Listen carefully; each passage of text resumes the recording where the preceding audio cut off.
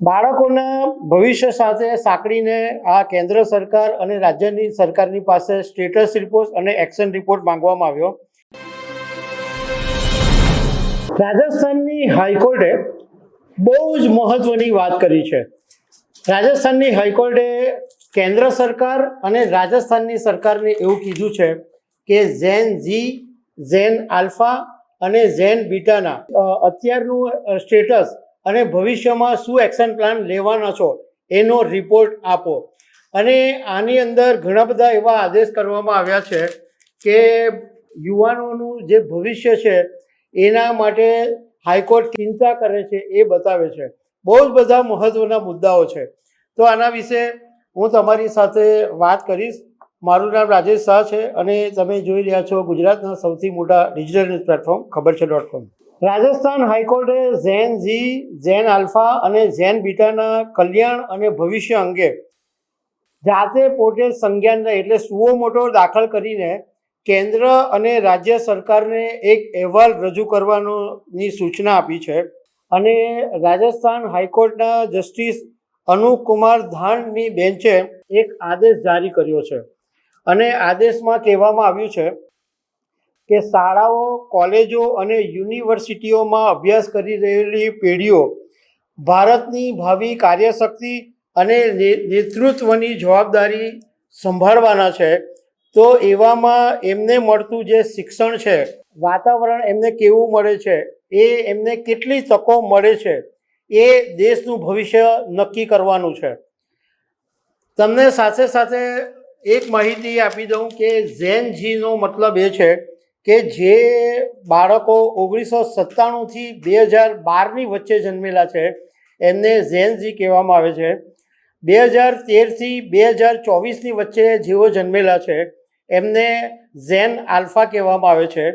અને 2024થી 2039 સુધી જેમનો જન્મ છે એમને ઝેન બીટા કહેવામાં આવે છે. હાઈકોર્ટે વર્તમાન શિક્ષણ વ્યવસ્થા સામેના પડકારોને માત્ર શાળાની 4 દિવાલો પૂરતી સીમિત નથી રાખી. કોર્ટે ગ્રામીણ અને સરકારી શાળાઓમાં પાયાની સુવિધાના અભાવ વિશે પણ વાત કરી છે. ટેકનોલોજીનો ઝડપી વિકાસ, એઆઈ પર નિર્ભરતા, હાથથી લખવાની અને પુસ્તકો વાંચવાની ઘટતી જતી આદત, સ્ક્રીન ટાઈમ જેવા મુદ્દા અને પેપર લીક, માનસિક સ્વાસ્થ્ય, બેરોજગારી, સાયબર સુરક્ષા, પોષણ, આ બધા મુદ્દાઓ પણ કોર્ટે નોંધ્યા છે અને એમાં આદેશમાં કહેવામાં આવેલું છે. બાળકોના ભવિષ્ય સાથે સાંકળીને આ કેન્દ્ર સરકાર અને રાજ્યની સરકારની પાસે સ્ટેટસ રિપોર્ટ અને એક્શન રિપોર્ટ માંગવામાં આવ્યો. અને કોર્ટે કહ્યું છે કે આર્ટિફિશિયલ ઇન્ટેલિજન્સ, ડિજિટલ લર્નિંગ અને ટેકનોલોજીનો ઉપયોગ એ સમયની માંગ છે ખરી, પરંતુ ટેકનોલોજીનો આધાર અંકુશહીન અને સંપૂર્ણ નિર્ભરતા બાળકોની મૂળભૂત ક્ષમતા ઉપર અસર કરી શકે છે. એમણે કીધું કે હાથથી લખવું, પુસ્તકો વાંચવા, નોટ્સ બનાવવી અને લેખિત પરીક્ષા જેવી જે પરંપરાગત પદ્ધતિઓ છે એ જાળવી રાખવી પણ એટલી જ આવશ્યકતા છે એવું કોર્ટે કીધું છે. કોર્ટે કીધું કે ટેકનોલોજી શિક્ષણમાં ચોક્કસ મદદરૂપ થઈ શકે, પરંતુ એ માનવ બુદ્ધિનો વિકલ્પ નહીં બની શકે. પેપર લીકની સમસ્યા અંગે કોર્ટે એવું કીધું કે આ સમસ્યા બહુ જ ગંભીર છે અને આ ઘટનાઓ વિદ્યાર્થીઓની શિક્ષણ, માનસિક સ્વાસ્થ્ય, કારકિર્દી, જાહેર મૂલ્યાંકન પ્રણાલીના વિશ્વાસ ઉપર બહુ જ મોટી અસર કરે છે. આ ઉપરાંત ઇન્ટર્નશીપ વિશે પણ કોર્ટે કીધું છે કે ઉદ્યોગ જોડાણ ધરાવતી ઇન્ટર્નશીપને પ્રોત્સાહન આપવાની આવશ્યકતા છે, એટલે વિદ્યાર્થીઓને સારી રીતના શીખવા મળે. આ ઉપરાંત સ્ટાર્ટઅપ માટેની પણ ચિંતા કરી છે. કોર્ટે કીધું કે સ્ટાર્ટઅપ માટે લોનની જે પ્રક્રિયા છે એને સરકાર એકદમ સરળ બનાવે.